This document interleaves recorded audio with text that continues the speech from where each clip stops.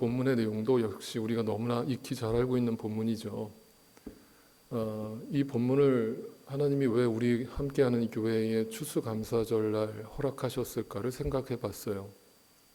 제가 늘 말씀드리지만 이것도 우연은 아니기 때문에 어떤 의미로 이 말씀을 주셨을까를 생각해 봤는데 또 어떤 분들은 오해하실까 봐 제가 미리 말씀드립니다. 오늘 설교는 헌금에 대한 설교가 아닙니다.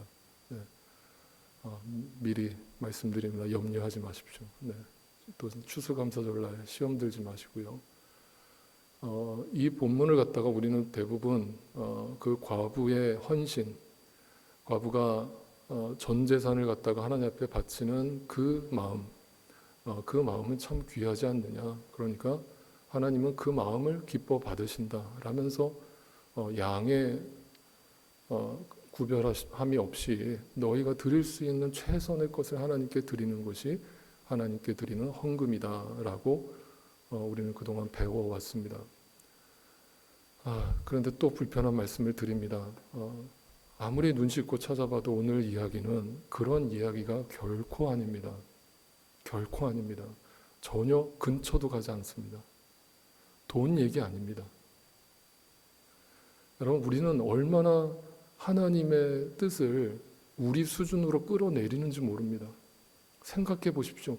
우주보다 크신 하나님이 고작 우리의 돈 몇 푼 그거 더 갖고 오라고 우리한테 이 말씀을 주고 계시겠습니까? 조금만 생각해 봐도 이치에 맞지 않는 것을 우리는 그것을 당연한 것으로 그동안 믿는다라면서 그렇게 이 말씀을 읽어왔던 거예요. 그 뜻이 아닙니다. 오늘 이야기를 좀 풀어드리려면 이 이야기부터 시작을 해야 될 것 같습니다. 여러분, 우리가 하나님 말씀을 온전히 이해하지 못하는 이유는 그 하나님의 뜻과 우리 인간의 생각이 너무나 큰 차이를 만들어내기 때문입니다. 바로 하늘과 땅 차이입니다. 여러분, 하늘이라는 걸 자꾸 생각해 보십시오. 하늘이라는 것은 끝이 없죠. 여러분, 우주가 끝이 없습니다. 위로 올라가면 올라갈수록 우리는 끝을 알 수 없는 하늘과 마주하게 됩니다. 그런데 우리가 발을 딛고 서 있는 땅이라고 하는 것은 유한합니다. 언젠가 저 땅을 파고 들어가면 끝이 보이죠. 다시 말하면 성경에서 하늘과 땅이라는 용어를 사용할 때는 바로 하나님과 인간의 차이를 설명하는 방식입니다. 우리는 절대로 저 우주 끝에 있는 그 하나님의 뜻을, 저 높으신 하나님의 뜻을 이 유한한 땅을 딛고 있는 우리의 머리로는 절대 이해할 수가 없습니다.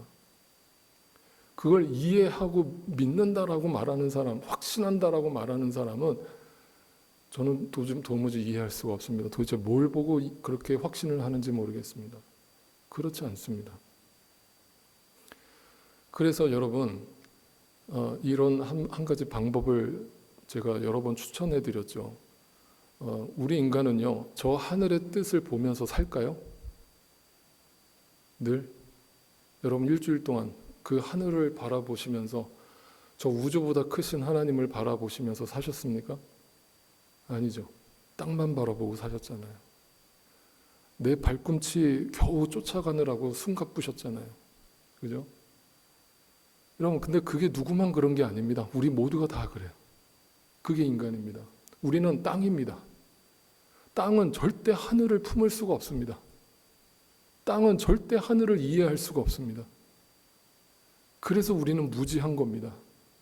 전적으로 하나님에 대해서 알지 못하는 겁니다. 그분이 정확하게 누구신지, 오늘도 우리에게 어떤 역사를 일으키고 계시는지 우리의 머리로는 도저히 가늠할 수조차 없습니다. 그래서 한 가지 방법은, 간혹 가다가 여러분이 자꾸 땅만 쳐다보고 싶으실 때, 절망하실 때, 코앞에 있는 그 문제가 너무 커 보일 때, 그냥 저녁에, 요즘 좀 저녁이 빨리 와서 좋아요. 밤에 나가서 여러분 밤하늘을 한 번만 쳐다보십시오. 제가 종종 쓰는 방법입니다. 그리고 그 순간 그냥 쳐다만 보지 마시고 묵상해 보십시오. 이 우주가 얼마나 큰지.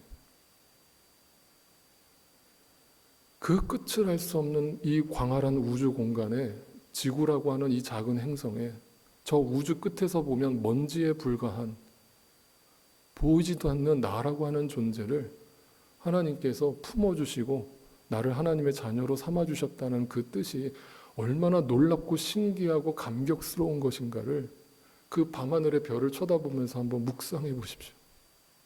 그리고 다시 여러분의 현실로 돌아와 보십시오. 그 문제가 그렇게 숨막힐 정도로 심각한 문제입니까? 아닙니다.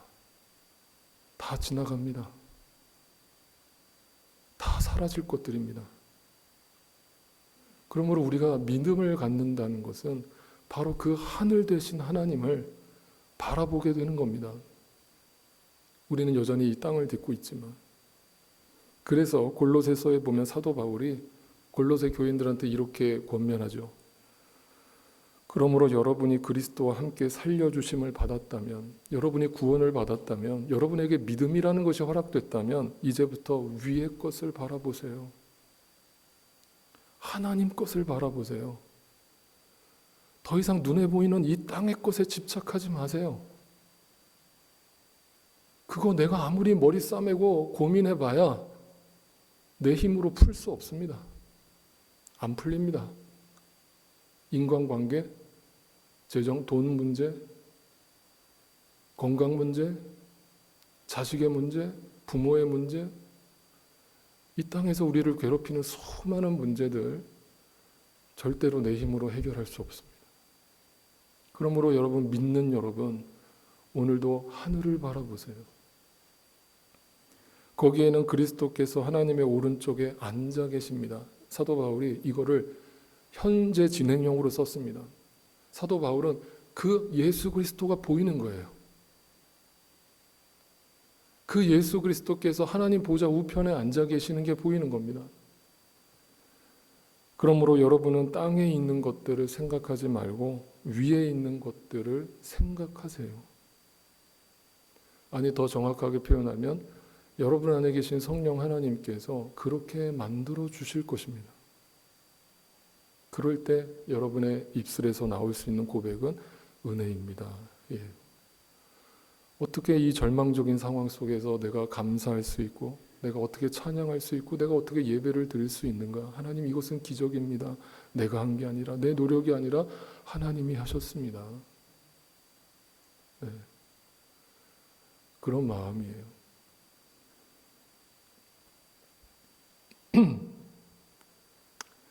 그런데 문제는 여기 있죠. 정답 같은 이 이야기를 우리는 너무나 잘 알고 있는데 우리의 현실 속에서 우리는 자꾸 땅만 쳐다보게 되는 것이죠. 그래서 사도 바울이 빌립보서에서 이렇게 고백을 합니다. 내가 여러분에게 여러 번 말하였고 한두 번 얘기해서 될 문제가 아니라는 거예요. 똑같은 말을 여러 번 반복했습니다.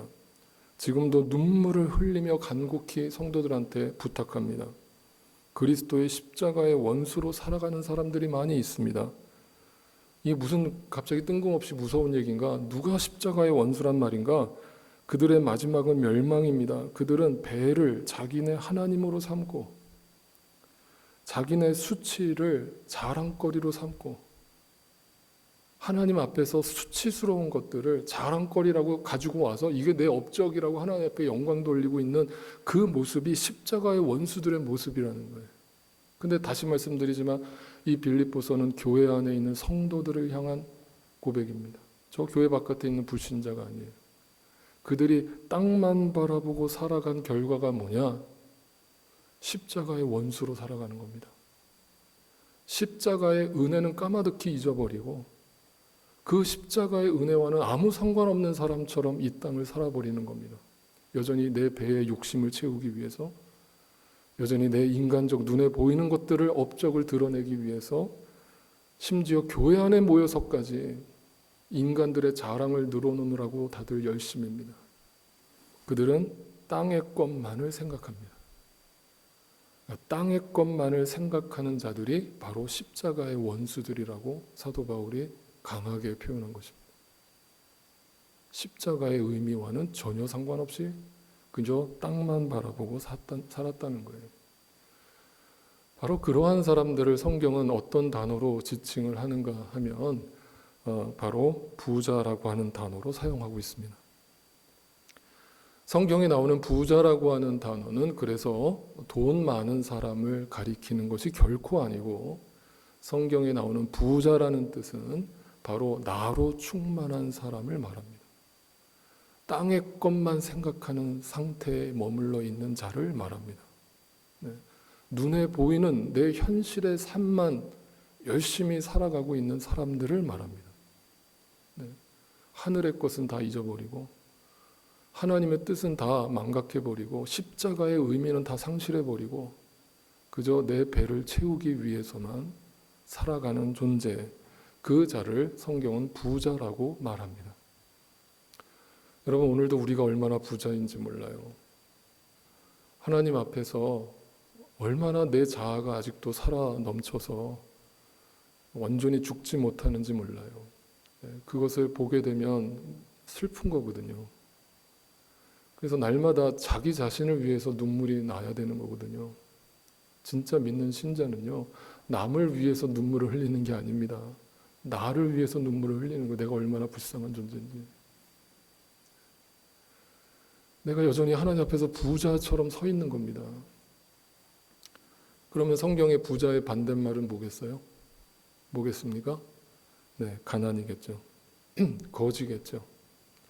그래서 부자와 거지 나사로에 비유해서 제가 말씀드렸던 것처럼 부자의 이름은 성경에 누가 어떤 이름을 갖고 있었는지 전혀 기록되어 있지 않지만 나사로, 거지 나사로의 이름을 성경에 기록해 놓음으로써 하나님 나라에서는 그 거지가 부자가 될 것이고 처음 된 자가 나중되고 나중된 자가 처음 될 것이다 라는 것을 담아내고 있는 거예요. 성경에서 거지는 단지 가난하게 살아가는 사람들을 말하는 것이 아니죠.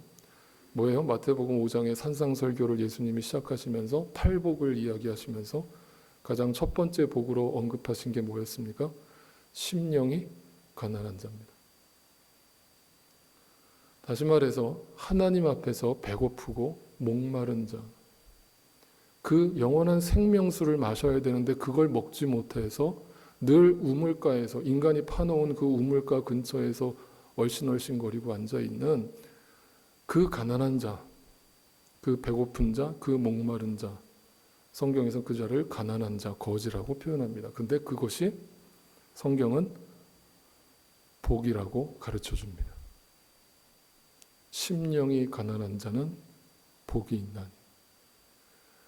우리말 번역에는 문맥상 심령이 가난해져야 복이 있다라고 가르치는 것처럼 들리지만 헬라어 원문을 보면 복되도다라는 단어가 먼저 선포된다고 그랬습니다.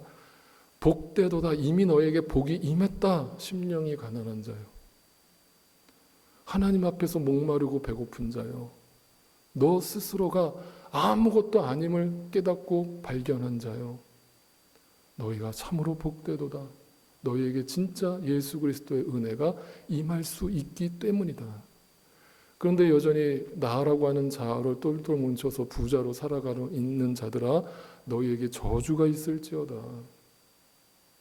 너희에게 하나님이 들어갈 자리는 없다라고 성경은 일관되게 가르치고 있는 것이죠. 바로 그 가난이 성경에서 배고픔이고 목마름입니다. 그 배고픔과 목마름의 상징으로 나타났던 한 여인이 있었죠. 성경에 요한복음 4장에 가보면 사마리아 여인입니다. 그 사마리아 여인이 물을 길르러 나왔다가 예수님을 만나게 되죠. 그때 예수님이 그 여인을 보고서 물을 달라고 했는데 당신이 유대인인데 어떻게 사마리아인한테 물을 달라고 하십니까? 이거는 있을 수 없는 일입니다 라면서 눈에 보이는 것으로 예수를 인식하고 있었어요. 자기 앞에 지금 진리가 되시는, 생명이 되시는 예수 그리스도가 자기 앞에 왔는데 그 예수를 전혀 알아보지 못했어요. 그랬더니 예수님이 뭐라고 대답합니까? 예수께서 그 여자에게 대답하셨다. 네가 하나님의 선물을 알고 또 너에게 물을 달라는 사람이 누구인지 알았더라면 너의 그 가난과 목마름과 그 배고픔을 해결해 줄 수 있는 자가 누구인지 네가 알았다면 그렇게 살지 않을 텐데, 그렇게 살 수 없을 텐데. 왜?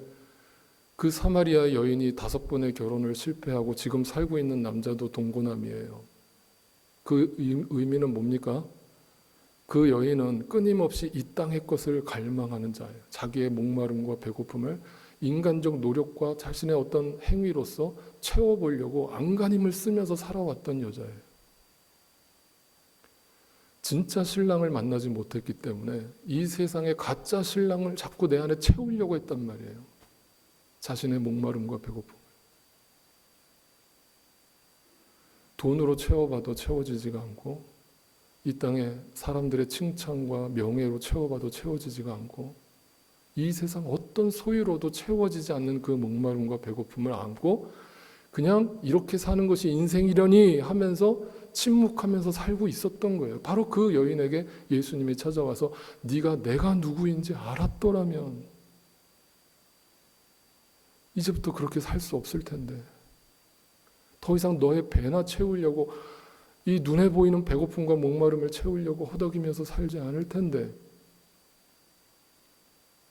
네, 그 이야기의 핵심은 바로 예수님이 그 사마리아 여인의 참 신랑이 되어주시겠다라고 약속하시는 장면인 거예요. 그게 은혜인 겁니다. 그게 영원한 생명수를 마신 거예요.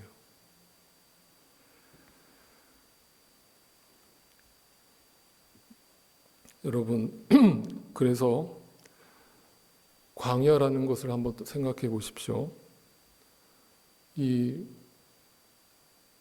내가 부자인 줄 알고 이 땅에서 눈에 보이는 것들에 집착하면서 눈에 보이는 어떤 행복을 추구하면서 살아가는 자들에게 하나님께서 네가 내가 누구인지 알았더라면 이라는 것을 가르쳐 주기 위해서 우리를 이끌어 가시는 장소가 어디입니까?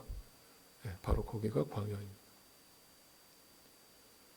그러니까 저는 이렇게 분명히 여러 번 말씀드렸습니다. 하나님의 자녀들을요, 하나님은요, 절대 이 땅에 약속의 어떤 축복받는 자리로 우리를 이끌어 가시는 게 아니라 우리를 광야로 이끌어 가십니다. 광야. 그 광야에서, 그런데 우리는 하나님의 뜻을 알아야 몰라요. 하나님께서 왜 나를 여기에 두셨는지, 왜 고난을 허락하시는지 이유를 알아야 몰라요. 모르니까 어떻게 행동을 합니까? 배고파 죽겠다고, 그죠? 목말라 죽겠다고. 왜 우리를 여기로 끌어내가지고 우리를 죽이시려고 작정하셨냐고. 차라리 그때 애굽 땅에 있을 때가 좋았다고. 그게 무슨 말을 하는 거예요? 우리 인간이라는 존재가 끊임없이 자신의 부자됨을 포기하지 않고 자기 스스로 그 목마름과 배고픔을 채워보겠다는 거예요. 그리고 하나님 앞에 이 땅의 것으로 자기를 채워달라고 기도하는 거예요. 그런데 하나님께서 그 광야에서 우리에게 주신 메시지는 아주 분명하죠. 네, 하늘의 만나를 먹어야 된다는 겁니다. 그러면서 그 만나를 주시면서 우리에게 하신 말씀, 아까 우리가 찬양했지만 사람이 떡으로만 사는 것이 아님을 알게 하시려고 그 광야를 주시고 만나를 주셨다는 거예요. 그래서 우리가, 하나님이 우리에게 이 광야로 우리에게 허락하실 때, 우리를 광야로 이끌어 가실 때 진짜 여러분에게 믿음이 허락됐다면 그 광야를 감사하는 것이죠.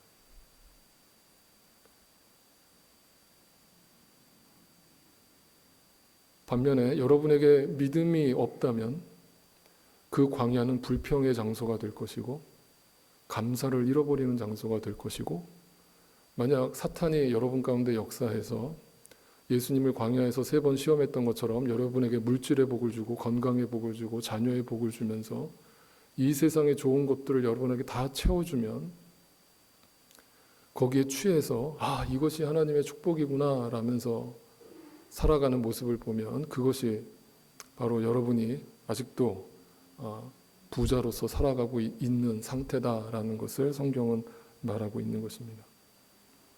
그래서 이 광야에서 하나님께서 우리에게 하시는 일은 분명합니다. 아모스서 8장으로 가보시면 그날이 온다, 나 주 하나님이 하는 말이다. 내가 이 땅에 기근을 보내겠다. 하나님이 뭘 주신다고요? 기근을 주신다는 거예요. 광야를 주신다는 겁니다. 가난을 주신다는 거예요. 목마름과 배고픔을 주신다는 겁니다. 일부러. 그러면 사람들이 배고파 하겠지만 그것은 밥이 없어서 겪는 배고픔이 아니고, 사람들이 목말라 하겠지만 그것은 물이 없어서 겪는 목마름이 아니고, 주의 말씀을 듣지 못해서 굶주리고 목말라 할 것이다. 하나님의 말씀이 들리지 않고 보이지 않기 때문에 사마리아 여인처럼 살 것이다. 하나님이 일부러 우리에게 기근을 주실 것이다. 그것이 복이다. 하나님이 고난을 통해서 이 땅의 것이 영원하지 않다는 것을 알아가게 하시고 깨닫게 하시고 확인하게 해 주실 것이다. 그래서 그 광야에서 우리는 뭘 발견하게 되냐면 하나님의 은혜로 나 자신이 고아였고 과부였다는 사실을 비로소 알게 되는 겁니다. 고아와 과부는 절대 나보다 어려운 이웃을 도와라 라고 하는 윤리도덕적 말씀이 아닙니다. 야고보서에 하나님이 원하시는 경건은 고아, 과부를 돌아보고 이렇게 되어 있는 것은 여러분 주변에 과부를 도와주라는, 불우한 이웃을 도와주라는 말씀이 결코 아닙니다. 바로 여러분이 고아입니다. 바로 여러분이 과부입니다. 그걸 모르고 살다가, 내가 부자인 줄 알고 살다가 광야에서 비로소 내가 고아였고 과부였다는 사실을 알게 된 겁니다. 하나님의 은혜로. 고아와 과부의 특징이 뭡니까? 고아는 부모를 잃었습니다. 과부는 신랑을 잃었습니다. 고아와 과부의 공통점은 그래서 자신의 힘으로는 절대 설 수 없는 존재를 의미합니다. 그래서 여러분이 하나님 앞에서, 이 세상 앞에서 고아됨과 과부됨을 발견하셨다면 그것이 복입니다. 왜냐하면 이제서야 비로소 진짜 부모, 진짜 신랑을 만날 수 있는 기회가 되었기 때문입니다. 그 진짜 부모, 진짜 신랑이 되신 분이 바로 우리 하나님 예수 그리스도십니다. 오늘은 그 이야기입니다. 오늘 이야기는 전혀 헌금에 대한 이야기가 아닙니다. 성경은 일관되게 고아와 과부의 이야기를 등장시키면서 우리 자신이 하나님 앞에서 고아이고 과부임을 끊임없이 가르쳐주고 증거합니다.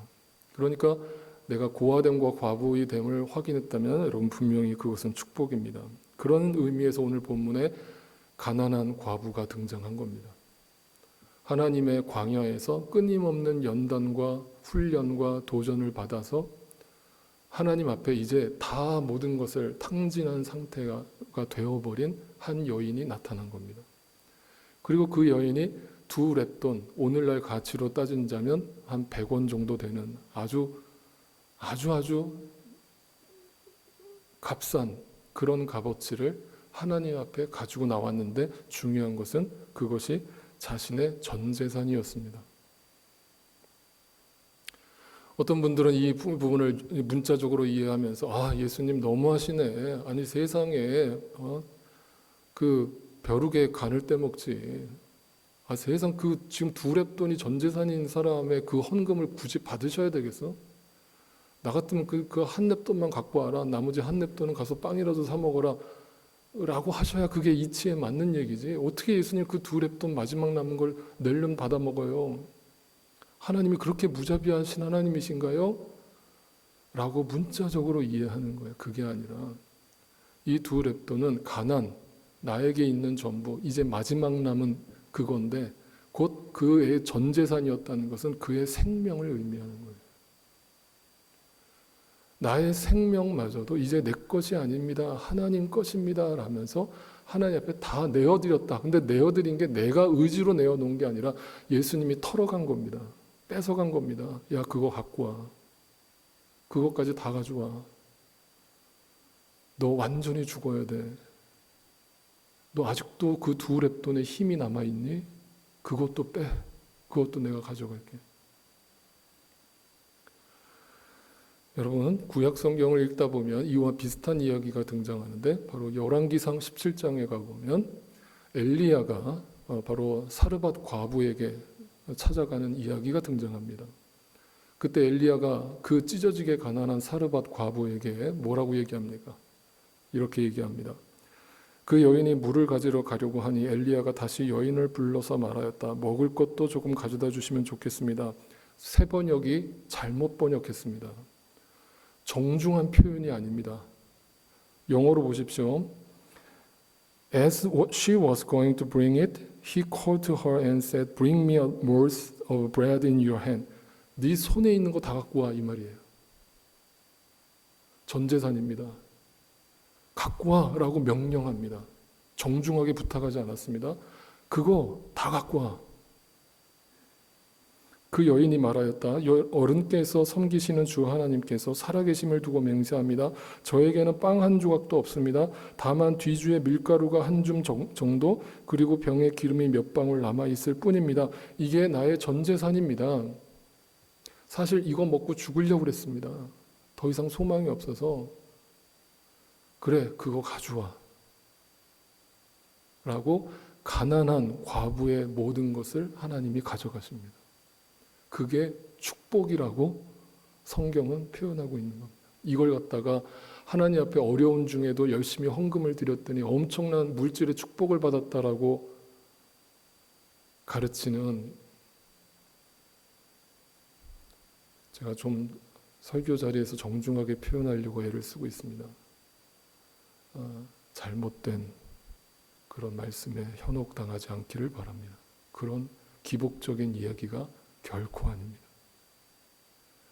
과부, 광야에서 하나님이 아니고서는 참 신랑, 참 부모를 만나지 않고서는 절대 내 힘으로 살아갈 수 없는 존재임을 자각한 고아와 과부가 마지막 남은 나의 생명 같은 것들까지도 하나님 앞에 다 빼앗김으로 그것이 십자가에 죽는 것임을, 예수와 함께 죽는 것임을 성경은 말하고 있는 겁니다. 그것이 자기 부인입니다. 그래서 믿는 신자는 하나님이 나를 광야로 초대하실 때 기뻐해야 하고 감사해야 하고 그곳에서 하나님이 나를 빚어가시고 완성해 가시는, 결국 나를 완전히 죽여버리시고 나에 있는 모든 것들을 빼앗아 가시는 그것을 경험할 때 우리의 입술에서 나올 수 있는 것은 할렐루야밖에 없는 것입니다.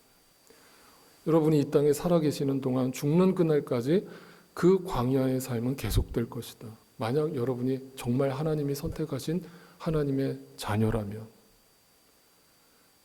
이 땅에서 어설프게 축복받는 자리로 우리를 이끄지 않으실 것이다.